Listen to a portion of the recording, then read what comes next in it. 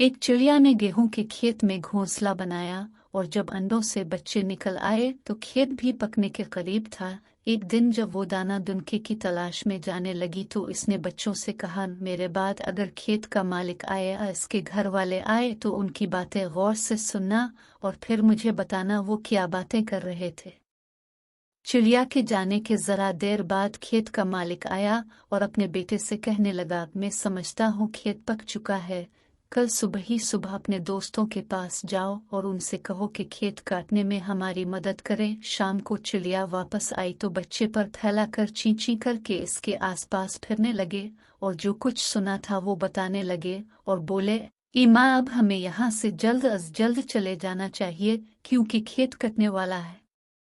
चिड़िया ने कहा, खातिर जमा रखो, घबराने की कोई ज़रूरत नहीं। याद रखो, जिस खेत का मालिक अपने दोस्तों और पड़ोसियों पर भरोसा करता है इसका खेत नहीं कटता। मुझे यकीन है ये खेत कल नहीं कटेगा।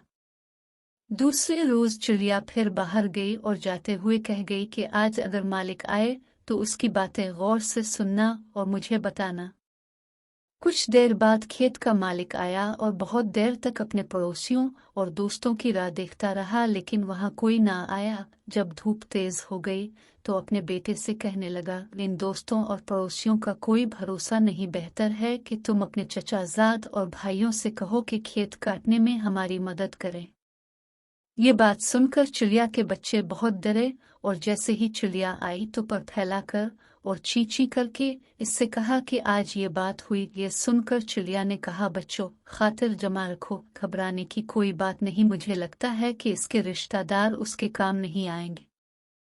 अगले दिन जब चिड़िया दाने दुनके की तलाश में जाने लगी तो इसने फिर कहा, बच्चों खेत के मालिक की बातें गौर से सुनना और मुझे बताना। ये कहकर वो चली गई।